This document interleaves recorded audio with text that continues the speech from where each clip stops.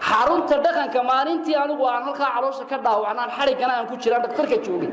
waxa kamid ah raggii ka hadlayay Yuusuf Shaacir anigu xog kale ma ahan jeel baan ku jiray waxyaabaha la keenay waxa kamid ah buu yiri wax dhadigo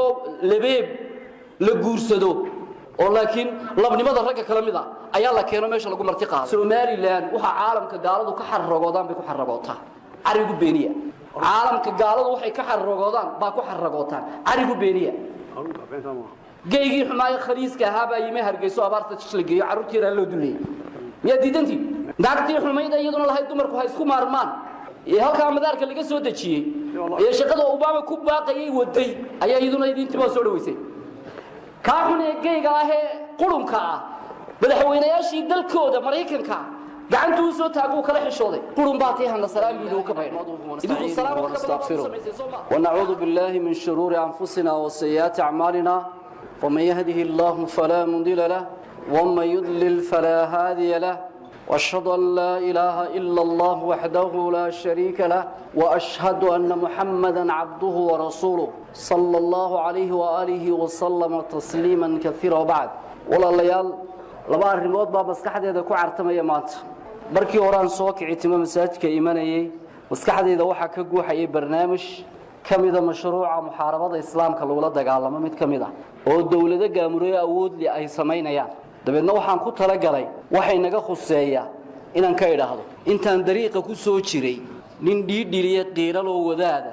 ayaa yidhi sheekhaadanow soo maruu haysi dalka waxyaabaha dhaqan xumada ka socda saan ku uri wax waan ogeey maxaa cusub bal haddaanad maqal buu yidhi kilibkan eeg bahalkan uu gacanta ay ku qaataan buu tusay wixii uu tusay maskaxdii aan ku socday fikirkii iyo mawduucan ka hadlayay way bedeshay hadda wax kala soo dalacay waxaan doonayaa maanta aan u taaganay inaan ka hadlo xarun Hargeysa ku taala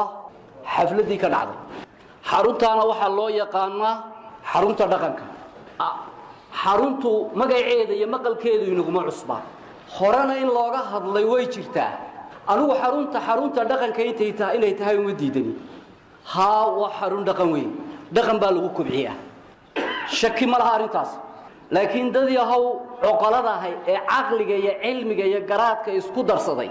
ma dhuuxdeen oo ma ka jawaabteen dhaqanka meesha lagu kubcinaya waa dhaqan qolama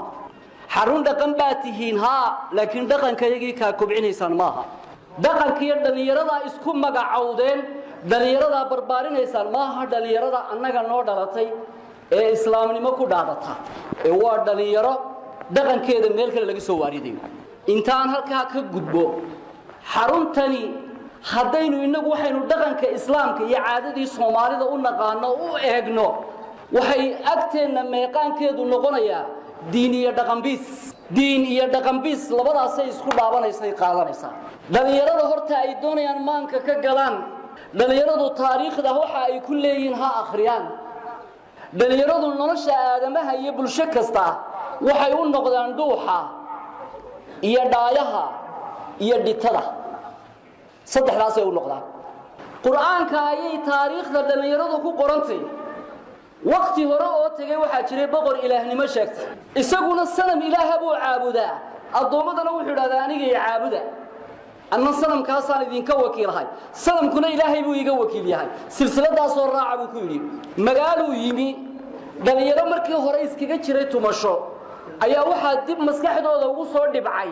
iimaanka iyo firadii islaamka boqorkani wuxuu ka doonayaa iyaga inay markaa adoon u noqdaan isaga caabudaan way diideen waxay yiraahdeen annagu rabbi baan leenahay la caabudo odayaashoodii buu u yeeray aabayaashoodu wuxuu yiri saddex ishaan idinka maqnaanaya ma wax la halmaala laba miduna aad ku imaado inaan madaxa ka guro iyo in iyagoo adoomadaydi oo caabudayaan u soo noqdo labada ayaan idinka dhaxay boqor waayahay wad mahadsantay baa annaga inamadayda u taleynay wayna meel laga falaagoobay inamadii habeenkii uu mid u guday mid walba intuu gubashiisii gurigiisii sahayar guntaday buu ka tal ayuu ka dhawaaqay halka buurta la koro waa la kulmay ilaa raxan bay ahaayeen unug toddoba meelaha ayna uu daba galo kii ayga ay siiqaanay uu turturo iska reebu islo uu turturo uu ka hari waayay aygina uu raaco sideed buu ku noqday quraanka lagu sheegay warbaxa ku soo saaray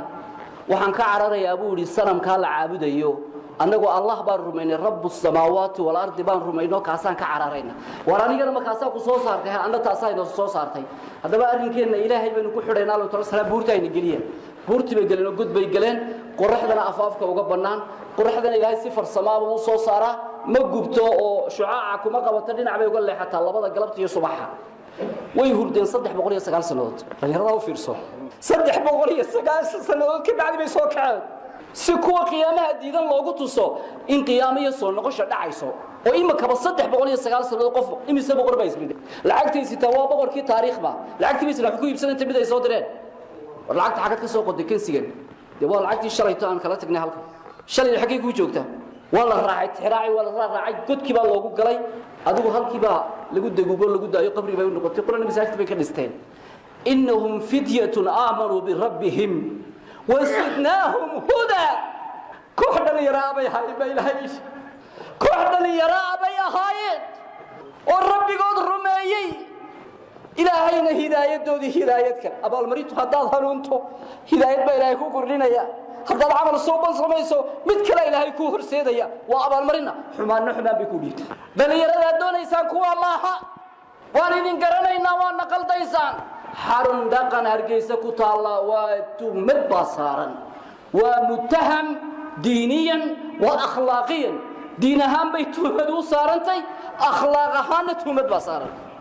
iyagu ay iska kor qaadan hadday iska kor qaadayaan waxaanaad moodaa inaanay dhimanaynin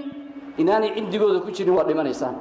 maalin dhow inta naftu idinka baxdo iilka laydin dhigo mukriyo nakir laydin keeno mar rabbuka ma diinuka ma nabiyuk maada taqul rabbak maxaad maalintaa rabbigaa ku jawaabi doonta hal rabbi u jawaaba waan dhegaysta aayaad qur'aan oo inan qur'aan wanaagsan loo yeedhay ayaa lagu bilaabay maxaa qur'aankii ku xigay muyisi iyo heesta calanka iyo arrimaha shariicada islaamka iyo qur'aanka ay akhrinayaan mar loo ogolay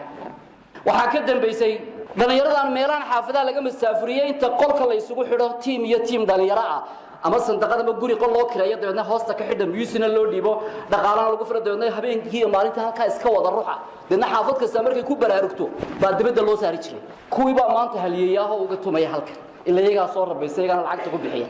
iyaga soo rabaysta dabinadooda lagu keenay iyo shabakadooda ku soo dhaceen waxa la kala la keenay kuwa kale Ethiopian Ethiopianku maxay sameeyeen way Ethiopianku wax qurun oo inaan aqoon bay sameeyeen oo dad gaar waxay sameeyeen kuween wax ka xun bay sameeyeen halka stadiumka maan joogin 7 sii horeeyay ayaa wax ujeeda laga lahaa ma garanay halka kubadda lagu ciyaaro waxa la keenay inama iyo hablo habashi ah oo maxay sameeyeen baanu nidhiyo dogo joog waxa way isku niikinayaan inanka laga hor jeedinaya dabeedna iyaduna waa isruuxaysaa isna uu isku ruuxaya beedna nin qayuura uu naga dhintay ragii way idinka tageen wixii idin sheegi lahaa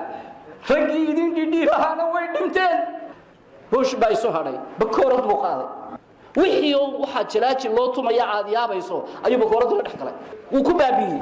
dibna uma soo noqon oo stadiumkii kuma soo noqonin laakiin maalinta curad bay ahayd hargeysana way u horeysay hadda la soo ragal celiyay hadda ayaa la soo ragal celiyay waa qodob xaruntan tuhmadu saarantay jeelkan ku jiray anigu Somaliland waxa caalamka gaaladu ka xarrogoodaan bay ku xarrogootaa arigu beeniya caalamka gaaladu waxay ka xarrogoodaan baa ku xarrogootaan arigu beeniya geeygi xumaay khariiska haba yime hargeyso abaarta jisligeeyo caruurtiina loo dulay miya diidantii naagtii xumayda iyaduna lahayd dumarku ha isku maarmaan ee halka madaarka laga soo dajiyay ee shaqada Obama ku baaqayay waday ayaa iyaduna idintiba soo dhaweysay ka xunay geeyga ah qulunka ah madaxweynayaashii dalkooda Mareykanka gacantu soo taagu kala xishooday qulun baatay hana salaam biidu ka baydhay idinku salaam wax ka badan baad u sameysay Sooma xarunta dhaqanka maalintii anigu aan halka caloosha ka dhaawacnaan xarigana aan ku jiraan dhaqtarka joogay waxa kamid ah ragii ka hadlayay Yusuf Shaacir anigu xog kale ma ahan jeel baan ku jiray waxyaabaha la keenay waxa kamid ah buu yiri wax dhadigo labeeb la guursado oo laakiin labnimada ragga kala mid ah ayaa la keeno meesha lagu marti qaaday taasuu markaa ka qayliyay rag badanna waa ka qayliyay qaarna waa difaacayeen mas'uuliin maalinta hadaba ku xarragootaan marka waxaan hadaba ay u jawaabaysaa ilaahay wuxuu aayadan quraan idinku weydiinayaa lima talbisuuna alhaqa bil baadil wa taktumuna alhaqa wa antum ta'lamun haqqi baadilka maxay isku dhixgelinaysaan maxaa xaqa dabalka u saaraysaan oo qarinaysaan idinka oo garanaya quraanku wuxuu diidayaa sameeynaysan maxaa u leedihiin islaam baan naho quraankan ku furfurayda maxaa odhanaysan ilaahay lima buu idinku yiri jawaab ka bixiya dawladda waxaan leeyahay meel kasta muraayad iyo headline waxa laga dhiganayaa mas'uuliyiin si ummadda loo gado oo loo lugeeyo mas'uuliyiintuna abaha bareeraan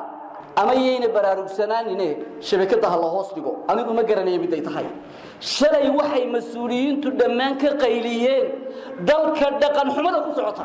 iyo mukhadaraadka iyo daroogada ku socota annagana fariin baan noo soo dirtayna waxa tiraahdeen wadaadow ka kaca meesha dadweynaha ka kaca meesha salaadiinay ka kaca meesha de fariintaan ugu dirtay baan ku soconay marka idinkana xiidihii iyo khudbadaha waxaan idin ka maqlaynay dalka uu gacan galay dhaqan ahaan iyo mukhadaraad ahaan hal badbaadiyo oo waa badbaadiyo lagu tiraahdeen soo idinkana idinka dhex fadhiya idinkuna ilaahay u jawaaba ya ayuha alladina aamanu lima taquluna ma la taf'alun kabura maqtan inda allahi an taqulu ma la taf'alun haddaad muuminiin tihiin ilaahay wuxuu idin leeyahay maxaa u sheeganaysa ma afka ugu odhanaysa waxaydan ficilkiisa fulinaynin arrintaa haddaad samayseen ilaahay agtiisa cadha ayaa weynaatay inaad sheegataan waxaydan fulinaynin de ilaahay u jawaaba marka allah u jawaaba marka nabi maxamed markuu u diray waraaqda boqorkii qaysar hiraqallah muxuu ku yidhi aslim taslim islaam hoggaansan waad badbaadiye haddii kale calayka ismul arisiyiin raciyada iyo beerada u talisa dembigooda adaa qaadaya ila gaalnimaad ku hogaamiso way ku adeeceen soo ma xumaan haddaad ku hogaamiso oo aad horseedo oo aad tabriiriso oo tiraado waa la dhex fadhiyi karaa waa la soo dhaweyn karaa waa laga shaqayn karaa way soconaysaa way hagaagsantaa ummaduna kugu raacdo waxay noqonaysaa annaasu calaa diini mulukihim marka waxay noqonaysaa dadku waxay la diin noqonayaan boqorradana maalinta qiyaamaha xisaab baa u taala kullukum raac wa kullukum mas'uul an ra'iyatina xaggaa ka gelaysaa rasuulku caynkaas uu idinku leeyahay calayhi salaatu wasalaam caanadaa tabadabadooda la qabay imika waxa laga qabta xarunta nin baa wuxuu karinta hadii lagu guuri waayo maxaa ka soo dhici doona ya iga dambeeye uu joogi doona xarunta waxa ka soo socda iga dambeeye si noolaade wuxuu arki doona xarunta dhaqanka waxa ka soo salal madow dhaqanku waa maxay nabi maxamed baa la soo saaray wuxuu lahaa qulu la ilaha illa allah tuflihu tawxiidka ku dhawaaqa way idin guureysanay shay kaliya tu raacinay salaad iyo sako iyo xaj iyo soom rasuulku intii ma kala joogay muu raacinay waxa uu lahaa oo kaliya ta inma bu'ithu li utammima makarim al akhlaq aniga waxa la soo diray akhlaaqdu waa maxay akhlaaqda inaan buuxiyan taageero akhlaaqdu waa maxay quruxdu waa maxay waa akhlaaqdu waa quruxdii halka hadii laaga soo saaro shakhsi aadama oo suurad qurux badan ilaahay u sameeyay hubka aadamu ku xarragooday si fiican ugu xarragoodana la hubiyo beeh wanaagsan oo si fiican loo habeeyo la diiriyo oo mikiyaajka la geeyo koofoorka la geeyo la qurxiyo maxaa ku ajab gelinaya suurada uu leeyahay qofkaasi guud ahaan Soomaa hadii lagu dhaaf qofkaasi waa caruusadaadi oo aad aqal la gasho oo aad bilayo sanad la joogto inta ka bacdi maxaa soo baxa ya waxa soo baxda suurada qofku leeyahay daakhilka ah dabeecada dhaqanka adab wanaaga asluubta ama quruxdii hore qurux kala raacda nuurun ala nuur buu qofku noqdaa ama qofka marka dhaqankiisa hoos u dhacdabad suuradiisa dheeha sare iska dhaafaysa leedahay daldalaalka jabaayuku yu ku dagmad oranaysa marka dhinaciga duwad daldalaalka mar rabado oranaysa Soomaa dhaqanku waa ka soo bilaabmaya aqeedada iyo tawxiidka xuquuqda rabbi kugu leeyahay cibaadaadka macaamilada iyo xuquuqda aadamuhu leeyahay iyo basarka iyo asluubka iyo aadaabta bini'aadanimo oo dhan waxa qof dadnimo iyo muru'a ku yeesho wixii muru'a jabinaya dhaawacana uu iskaga dhowro kasba dhaqan la yiraahdaa dhaqanku maynan sakaarka iyo salalka soo ruuxdaba Soomaalidu macaaday u lahaan jirtay midda iyada habba torisa saxabna ha tumata Soomaalidu muyuusigan iyo bahalkan isku dhacayna ma dhaqan Soomaaliyeed ba luqadaha Faransiga aad loo daldalayay lianna gaalada laga dhaadhicinaya barnaamijka la hirgeliyay aad baa loogu hadlay kii u dhashay uu ku hadlay kii jiray Soomaaliga hargeysa u dhashay uu ku hadlay dhaqan miya taas marka ma runtu waxay tahay dhaqan waa wadan dhaqankeennii maaha ka bedelo hadana saarbaan ku leenahay aidi nadar idin ka shaqayn mayso inta baashaalka iyo bisaaradda iyo gidaar jiifka ama nolosha iyo tacliinta ka dhac ee tarbiyadii hore sarseer habaabantay hadaa lunsataan wallahi needan inta qiimaha leh lunsan karin maalin dhowna way idinka soo horjeesanayaan هذا السنة صدر عندها مركب بالله توفيق سبحانك اللهم وبحمدك لا إله